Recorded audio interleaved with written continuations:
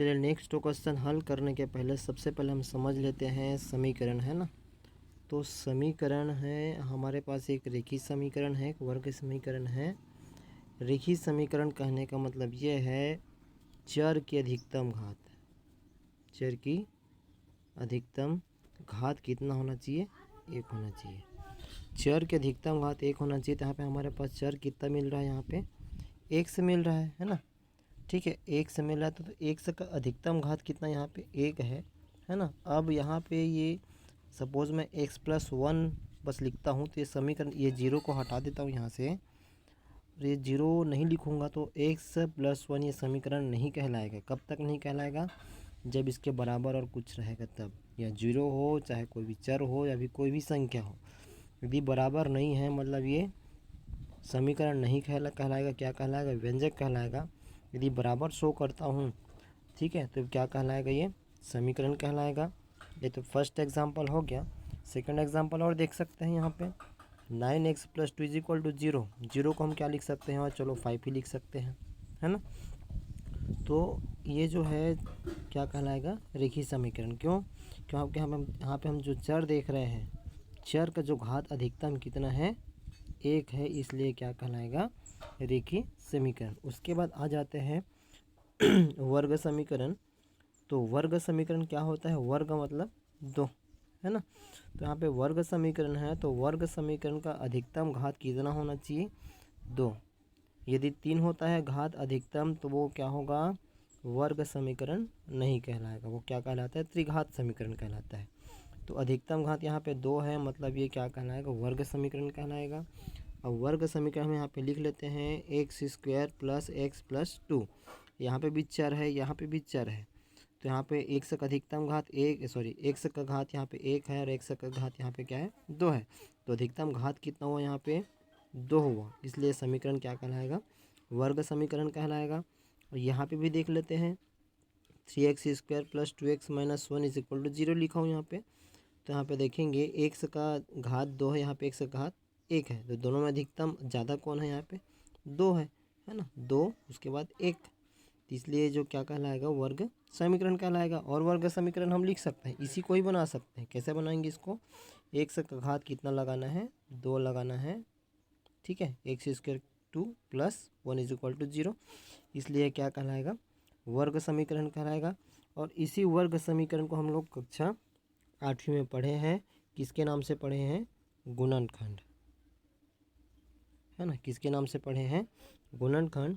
अब इस गुणनखंडन, इसको क्या करना हमको, गुणनखंडन, ये भी क्या है, एक वर्ग समीकरण है। इस वर्ग समीकरण को हल कर लेते हैं।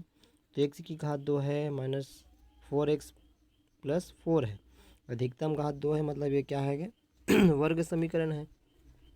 अब इस वर्ग समीकरण को क्या करना, हमको हल करना है। कैसे हल करना है, ये बीच का जो भाग है उस भाग को क्या करना, हमको तोड़ना है।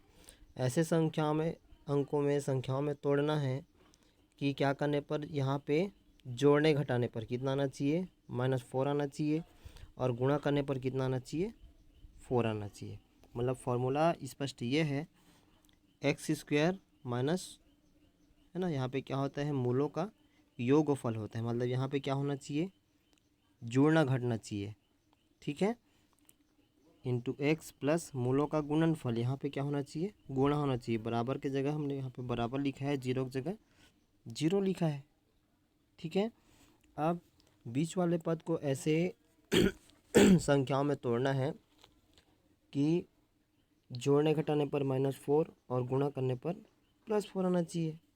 तो x² -4 को क्या लिखा जा सकता है, -2x - 2x + 4, ठीक है। यहाँ पे देखेंगे अब -2 और ये -2 कितना हो गया, -2 - 2 -4, -2 और -2 का क्या करेंगे, गुणा करेंगे, कितना हो जाएगा, +4। +4 कैसे, -× +2 2 = 4, ठीक है। अब यहाँ से हम क्या करते हैं, 2 की जोड़ी बना लेते हैं। कैसे बनाएंगे जोड़ी, यहाँ पे x² ये -2x बन गया जोड़ी। अब यहाँ पे क्या बचा है, माइनस बचा है ना, यहाँ पे माइनस लिखे हैं। तो सेकेंड नंबर जो जोड़ी बनाएंगे, यहाँ पे भी क्या होना चाहिए, माइनस होना चाहिए। तो माइनस होना चाहिए, तो क्या करेंगे, ये वाला जो माइनस है, माइनस को क्या कर लेते हैं, यहाँ से बाहर निकाल लेते हैं, तो माइनस बाहर निकल गया। यहाँ पे क्या बचा, माइनस निकल गया तो प्लस 2x, यहाँ प्लस से माइनस निकल गया तो कितना हो गया, -4। ठीक है, तो यहाँ पे दोनों जगह का चिन्ह क्या हो गया, बराबर हो गया। अब यहाँ पे कैसे हो ये भी बता देते हैं, माइनस है, ठीक, फिर से अब ये वाले फॉर्म में आना चाहिए, तो -2, सॉरी माइनस हो गया, यहाँ पे माइनस है और इसके सामने क्या है, प्लस है, प्लस इंटू माइनस क्या हो गया, माइनस, माइनस इंटू प्लस कितना हो गया, प्लस। ठीक है, अब यहाँ पे देखते हैं कॉमन निकालेंगे, तो कॉमन निकालने के लिए एक बार और क्या करते हैं, और तोड़ लेते हैं इसको। x की घात 2 है तो x को कितने बार लिखा जा सकता है, 2 बार लिखा जा सकता है, -2x, -2 इंटू एक्स, या फिर यहाँ पे इंटू भी लिख सकते हैं। 4 को क्या लिख सकते हैं, 2 इंटू 2 लिख सकते हैं, इज इक्वल टू 0।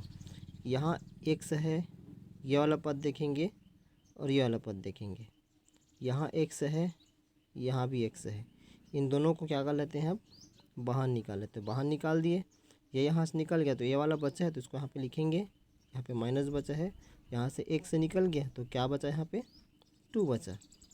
ठीक है, माइनस, अब यहाँ पे देखेंगे यहाँ 2 है, ये वाले पद में देखेंगे 2 इंटू एक्स में, यहाँ 2 है, यहाँ भी 2 है, तो ये 2 कहाँ हो जाएगा, बाहर हो जाएगा, बचा क्या यहाँ पे अब x -2 इज इक्वल टू 0।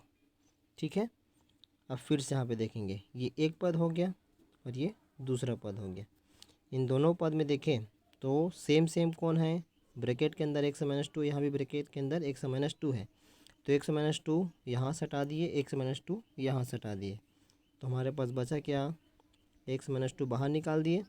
अब ये तो निकल गया बाहर, ये भी बाहर निकल गया, तो यहाँ पे क्या बचा है, x बचा, यहाँ पे क्या बचा है, -2 बचा।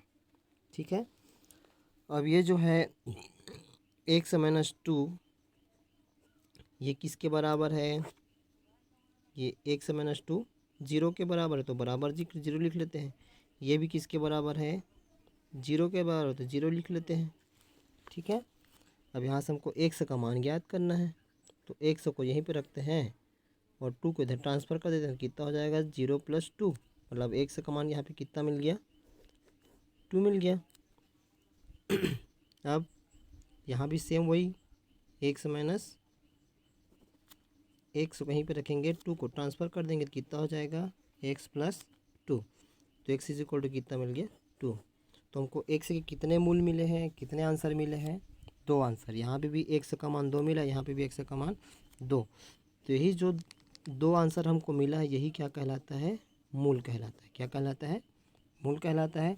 अब यदि इसी मूल को हमें अलग फार्मूला में रख लेते हैं, ठीक है, ये x² का x² लिखे, ठीक है, मूलों का योगफल, तो यहाँ पे मूल हमको क्या क्या मिले हैं, यहाँ पे 2 मिला, यहाँ पे भी क्या मिला हमको, 2 मिला, तो योगफल मतलब क्या करेंगे, यहाँ पे जोड़ेंगे, इंटू क्या दिया, x प्लस, उसके बाद हमको बोलता है मूलों का गुणनफल, तो कौन कौन से मूल हैं, 2 इंटू 2, 2 मूल हमको मिला है ना यहाँ पे, 2 और 2, तो दोनों को गुणा कर दिए।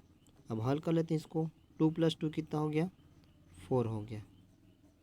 ठीक है, plus 2 into 2 4 is equal to 0, bracket open कर लेते हैं, x² ओपन करेंगे तो माइनस किसके साथ गुणा हो जाएगा, तो -4x + 4 इज इक्वल टू 0। अब ये वाला समीकरण देखिए और ये वाला समीकरण देखिए, दोनों सेम है, मतलब यही जो है क्या कहलाता है, मूल कहलाता है। किसके मूल, वर्ग समीकरण के मूल। तो इसी के आधार पर हमको क्या करना है, भी क्वेश्चन को हल करना है। ये फार्मूला नेक्स्ट क्वेश्चन में कम आएगा।